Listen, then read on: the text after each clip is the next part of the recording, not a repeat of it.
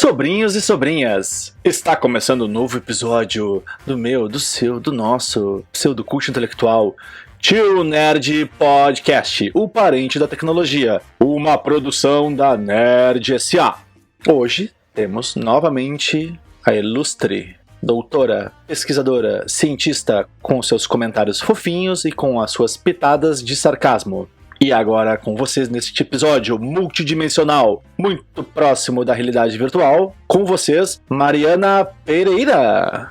Oi, gente. Oi de novo, novamente, mais uma vez. Aqui estou eu. Você está neste mundo ou você está num mundo virtual, mas fazendo uma conexão comigo pela tela digital? Eu tô no mundo virtual, só que tá tão bom que tá parecendo que eu tô no mundo real, né? Ou o contrário, nunca saberemos. Mariana, e hoje a gente já tinha conversado que tu ia participar desse episódio e eu não ia abrir mão disso, porque nós nos conhecemos conversando sobre este tema. É o BBB? Não é o BBB. Não é o BBB, posso te garantir. Neste episódio que se chama O que é metaverso e como funciona? O que é metaverso? Tá, eu vou te falar o que é metaverso pela Wikipedia, que eu sempre gosto porque eles conseguem criar uma síntese bem bacana. Metaverso é a terminologia utilizada para indicar um tipo de mundo virtual que tenta replicar a realidade através de dispositivos digitais. É um espaço coletivo e virtual compartilhado, constituído pela soma de realidade virtual, realidade aumentada e internet. Uau! E como funciona?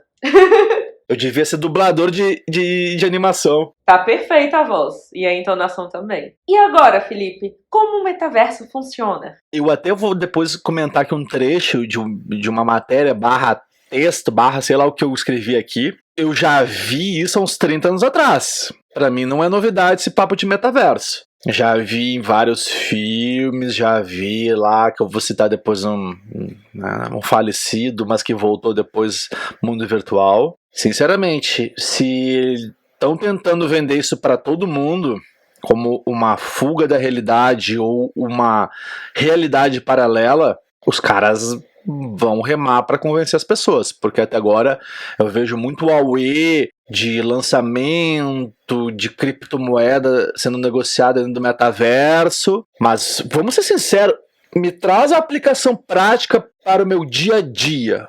Para o que vai servir o metaverso na minha vida? Eu tenho que comprar pão. Vai servir para comprar pão e vão entregar na minha casa, é isso? Olha, pra mim a resposta que mais explica o porquê entrar no metaverso é uma coisa que você trouxe no início da sua frase, que é justamente a fuga da realidade. Inclusive, quando a gente teve essa conversa prévia, uma coisa que eu trouxe foi justamente isso, de que o meu medo do metaverso, apesar de estar um pouco empolgada com as possibilidades dele, é justamente as pessoas tentarem fugir da realidade demais. E aí depois elas voltam pra onde? Mas eu realmente não consigo ver uma aplicação realmente útil do metaverso. Tem coisas que a gente consegue fazer, mas que a gente também conseguiria fazer de outro jeito. Então também não consigo ver qual seria essa aplicação imediata e imediatamente útil para isso. Então eu vou ter que te fazer uma pergunta para te incomodar aqui.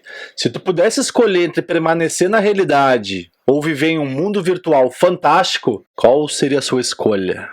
Permanecer na realidade. Eu acho, porque, pense, essa é a minha visão, tá? Não existe um certo e um errado. Mas imagina o quão chato deve ser você viver em um mundo em que não precisa fazer nada. Não tem problema nenhum pra ser resolvido. Não sei, pode ser muito pessoal, muito de personalidade pra personalidade, mas eu gosto muito de resolver problemas. Eu não consigo ver como resolveria problemas dentro do metaverso, porque tudo já estaria lá. Também não gostaria de ver no metaverso. Por quê? Porque o Felipe é o que é, porque justamente teve que passar por várias experiências na vida. E se a gente não tem, aí vamos entrar na filosofia budista, a vida é feita de sofrimento. Se tu não sofre, se tu não passa pelo problema, tu não aprende. Ninguém aprende com tudo dando certo. Com a vida sendo uma interna caixa de moranguinho, né? Tu tem que, suar, tem que errar, tem que bater a cabeça, tem que ser sacaneado, aí tu vai aprendendo. Cara, se o metaverso for um ambiente controlado para aplicação em games, porra, do caralho, eu vou ser o primeiro também a jogar, eu quero jogos imersivos, ficar ali 2, 3, 4, 5 horas, viver uma experiência. Tá, cansei agora, eu quero sair, entendeu? Eu vou comer o meu X, né? Não sei se tu sabe o que é X aqui no sul, o X é como se fosse um ultra super hambúrguer, modo hard. Nossa.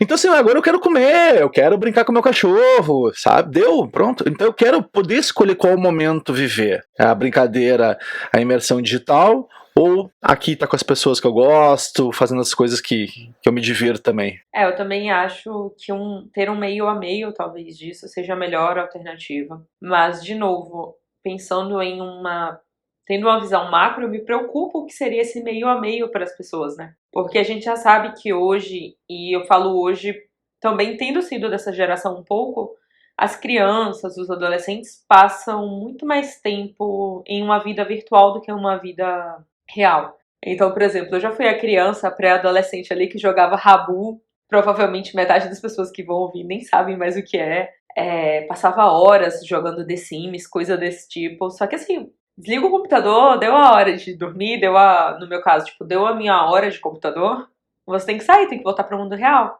E isso era em um mundo, né, com artifícios que eram muito menos reais. Você sabia que você estava dentro de um jogo. Mas e no metaverso? Será que, principalmente para os mais novos, eles vão conseguir ver essa diferença de o que é real e o que não é real? Aquele texto que eu te comentei no início do episódio, que eu escrevia, né, no final, que era sobre o metaverso. Nossa, eu tava lendo milhões de textos, vídeos, todo mundo pagando um pau violento pro metaverso. Olha só, vamos lá, vamos ser realistas. Não que a minha visão esteja certa, mas vamos deixar um pouco mais transparente e tentar colocar todos os prós e contras nessa conversa. Aí eu escrevi um texto, né, que é, digamos, um pouquinho que eu vou dar agora pra ti aqui nesse trecho, que eu já tinha, como eu te falei, já vi no cinema, já vi em seriados, já vi nos games, na literatura, todas essas sugestões, pelo menos nos últimos 50 anos, e agora estão tentando vender como uma ultra super novidade, não estou entendendo por quê.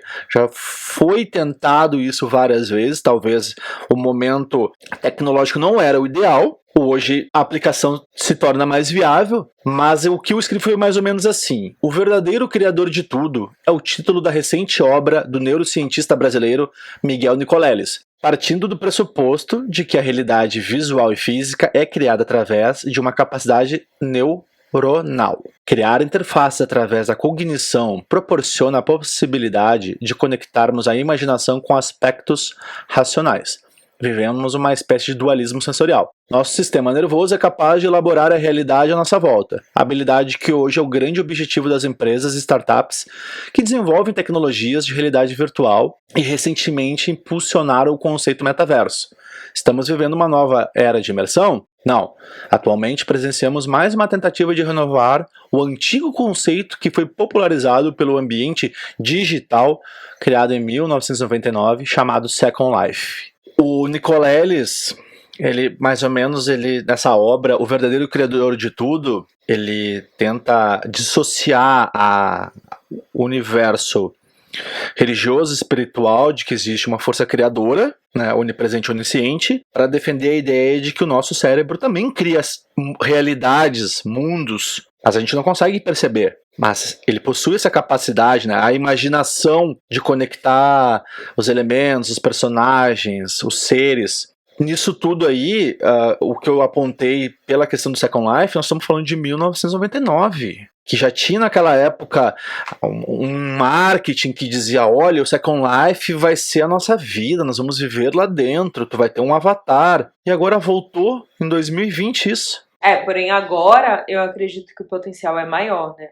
Justamente por ter toda essa questão de que a gente não tinha antes, da integração de redes sociais, também com a integração de trabalho, de tudo, assim, a quantidade de horas que a gente passa na frente do computador, de uma forma geral, e a quantidade de coisas das quais a nossa vida depende e que estão dentro do computador é muito maior do que em 99. Então eu imagino que o apelo de agora seja um pouco diferente do de antes, porque realmente tem muita coisa integrada, a gente passa muito tempo... Assim, eu não consigo pensar em alguém que eu conheça que não dependa da tecnologia para alguma coisa hoje. Mesmo se pensar nas minhas avós, por exemplo. Então eu imagino que o apelo hoje em dia é muito maior por isso. Nem vou trazer a minha opinião, Quem sou eu na fila do pão? Eu vou trazer o que uma pessoa que, de certa maneira, mudou pelo menos a minha vida, mas a de milhões, bilhões de outros seres neste planeta, que foi o criador do PlayStation.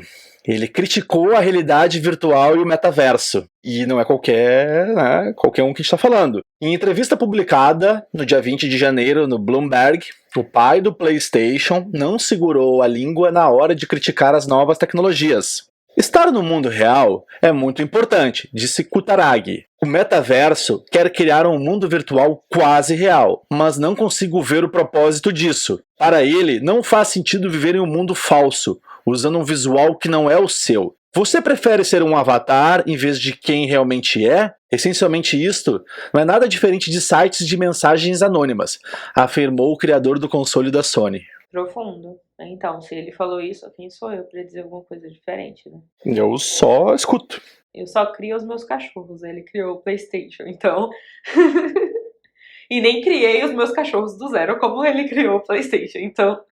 Digamos que ele criou o rival, né? O rival do metaverso, porque hoje o PlayStation, pelo menos o 5, tá num nível tão top de qualidade visual que é como se tu tivesse no metaverso, mas aqui, né? Inclusive tem, não sei se o PlayStation, mas existem alguns jogos já que a gente consegue jogar com óculos de realidade virtual, né? E eu acho que isso já chega um pouco perto do que é a proposta do metaverso, só que ao mesmo tempo com essa diferença de que você sabe que você tá ali só pro jogo e tirou o óculos, ali terminou a partida, tirou o óculos, seguiu a vida. A minha experiência com equipamentos de realidade virtual, ela já aconteceu faz uns 2 anos. Fiquei uma tarde inteira brincando em um laboratório usando o equipamento do Facebook, que ainda estava lá atrás, numa fase de desenvolvimento. Então já existiam algumas aplicações, algumas versões, né, de games que eles estavam usando para alguns estudos, muita coisa ligada assim a pessoas que têm um problema com altura. Então estavam fazendo um trabalho para que as pessoas usassem aquilo ali numa simulação para tentar perder o medo e várias outras coisas. E eu usei assim, olha, várias horas aquilo. Chega uma hora que tu começa a dar uma fritada, porque tu consegue discernir que aquilo ali não é a realidade, mas tu começa também a ser enganado aos poucos, porque tinha alguns momentos que aconteciam coisas nas situações, principalmente assim, uma hora eu tava no topo de um prédio muito alto e começava um terremoto, enfim, aconteciam algumas coisas, e a sensação de olhar para baixo, né, como se eu estivesse lá no topo do prédio, o meu cérebro acreditava que ele estava num lugar super alto, instável e que eu podia cair. E aí começava a me dar um desequilíbrio. Tanto que eles recomendam, tipo, não pode ter coisas por perto, porque o teu corpo acaba querendo se mexer, né? Acreditando que se tu te mexe dentro do game pra escapar de uma coisa, só que na realidade tu pode estar te machucando fora dele, né? E te convence. E isso que era uma fase, assim, bem beta. E eu já fiquei bem impressionado, assim, em como aquilo engana o teu cérebro. Nossa, eu já vi em shoppings aqueles de montanha-russa, né? Que as pessoas colocam e aí o pessoal gritando e tal. Só que eu nunca usei. Eu já usei aquele que tem de dentro de casa, mas é bem fraco. Você consegue perceber que não tá tão dentro assim. Mas nossa, que experiência bacana que você teve. A experiência, talvez não tenha sido tão bacana na hora, né? Mas é legal saber esse potencial. Se tornando uma indústria, né? Daqui a pouco de games, por exemplo. Vamos lá, um jogo Second War, aí tu vai lá, tu volta pra Europa na Segunda Guerra e o teu cérebro acredita, nossa, eu tô dentro da Segunda Guerra. Imagina a doideira. O que isso pode afetar em termos cognitivos depois do teu cérebro? Então, a questão que eu sempre penso é essa. Na hora deve ser super legal. Deve ser uma coisa, assim, surreal de você vivenciar aquilo, aquela experiência. Mesmo que você saiba, em alguma parte, que você tá seguro, que você tá só na sala de casa. Mas aquela experiência ali deve ser surreal. Mas, assim, se o cérebro foi enganado durante todo aquele tempo, e quando você tirar o óculos, o que é que você faz? Que é o jogador número 1 em português. Que é justamente, assim, eles estão num futuro acabado, tudo destruído e tal. E aí os meninos colocam os óculos, tem esteira, tem roupas super futuristas pra poder pular e tudo, e aí você vive dentro do jogo, mas aí você tira o óculos e a sua realidade, o que tá à sua volta, não corresponde à qualidade de vida e às experiências que você tem dentro do jogo. Eu tinha selecionado, para comentar depois até pro público nós falarmos sobre o que é o metaverso, ele é muito lúdico, mas assistam esses filmes, vocês vão ter uma ideia um pouco mais desenvolvida. Um deles é o Jogador Número 1, que é o dirigido pelo Spielberg, e o outro eu ia sugerir que é o Vingador do Futuro, de 1990, com o Arnold Schwarzenegger. Mas tem uma coisa no Jogador Número 1 que eu sempre fiquei encucado, uma coisa super sutil que eles falam ali, que é: qual é o nome desse mundo virtual dos sonhos? Como assim? Ele tem um nome, esse mundo, né? Que foi criado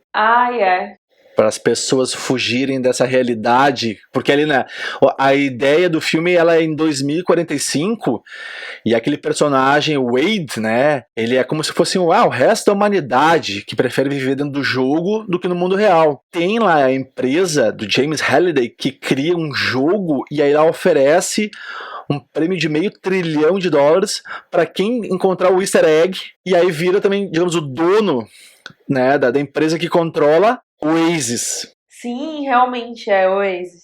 Nossa, bem significativo, né? Simbólico, né? Muito simbólico.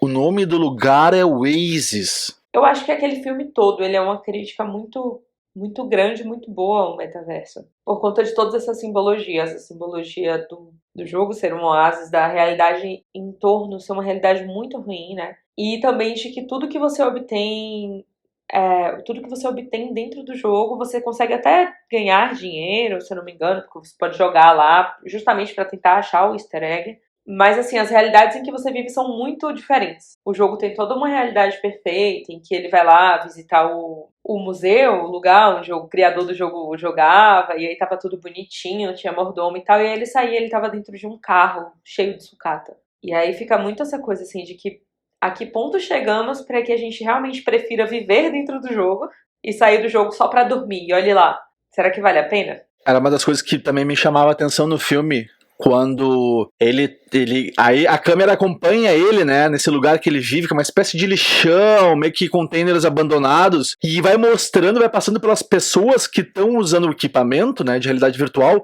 completamente viciadas, imersivas naquele mundo, né, e aí tu vai olhando em todas as casas, as pessoas estão dentro de Oasis. Isso aí é muito louco. E uma coisa também que chama a atenção nessa parte, e até no jogador também, é que, assim, apesar deles estarem vivendo em uma realidade mesmo muito ruim, aparentemente todo o dinheiro que eles obtêm, eles usam para comprar acessórios para o jogo. Então, eles estão lá em toda aquela situação ruim, tá todo mundo meio no lixão mesmo, né? Acho que é um ferro velho, mais ou menos isso. Mas, assim, tem gente que tem roupa de ponta para poder jogar e correr melhor. Então é muito essa distorção, né, do que esse mundo virtual ele pode se tornar. Não só ele ser uma fuga do mundo real, mas como a gente pode acabar usando dos nossos recursos para deixar de suprir as nossas necessidades básicas e aproveitar mais o virtual. Tem uma coisa também que eu considero muito interessante no filme do Vingador do Futuro, no primeiro, de 1990, que a treta ali, né, a trama, ela tá envolta em um implante de memória, né? Que o personagem vai lá numa empresa que oferece viagens simuladas com aventuras, né? E no caso dele era uma viagem para Marte, onde ele ia ser uma espécie de espião, de agente secreto. Mas que daí, no início do filme, tu acredita que ele ganhou esse implante, depois dá tudo errado, e ele descobre que na verdade esse implante era fake. Ele tinha vivido uma experiência mesmo e tentaram apagar a memória dele e colocar um outro implante como se fosse a realidade. Eu vi esse filme, nossa, eu era muito pequeno, né? E eu já olhei para aquilo e disse assim, olha que loucura, né? Tu poder enganar o teu cérebro e colocar uma experiência nele como se eu pudesse ter passado 2 semanas na Disneylândia e o meu cérebro vai acreditar que ele foi pra lá e ele ficou 2 semanas na Disneylândia. E isso sem sair daqui, né? Daqui a pouco de uma empresa que fica na cidade que eu moro. Então, mas será que vale a pena você ter a memória, mas não ter vivido mesmo? Eu não sei, eu fico com um pouco de pé atrás. Talvez eu preferisse ir à Disneylândia do que achar que eu fui. Mas se nós pensarmos como potencial de mercado para algumas aventuras exóticas, ela é interessante, né? Por exemplo, Mariana, vamos participar de uma guerra interplanetária aí, vamos nos mandar lá para Júpiter. A gente vai lá na tal empresa, custa X, paga no cartão em 10 vezes, e a experiência é de uma semana em Júpiter. Se aquilo ali que eles venderem, o teu cérebro acredita que é uma realidade, que tu viveu, que tu sentiu aquilo que tu presenciou, nossa, isso é um mercado trilionário, né? Sim, com certeza. Mas, de novo, voltando ao que você falou em algum momento aí, volta a questão de o que isso faz com o nosso cérebro, né? Quem é você depois de participar de uma guerra interplanetária? De ver pessoas morrerem, de ter que viver a situação de uma guerra. Quem será o Felipe depois de uma guerra? Vai ser o Felipe que foi antes de entrar na guerra? Até eu vou dar um exemplo mais bobinho, que até eu tenho várias. Eu sou um fanático por futebol e até eu sugeri uma vez numa conversa sobre realidade virtual. Eu disse: tá, mas peraí, não precisa me mandar para outro planeta. Agora, imagina Copa do Mundo, tu pode ir lá assinar um plano, enfim, tu tem o Guedes e tem uma possibilidade de tu assistir os jogos da Copa como se tu estivesse sentado no estádio. Olha, vou assistir lá Brasil e Alemanha.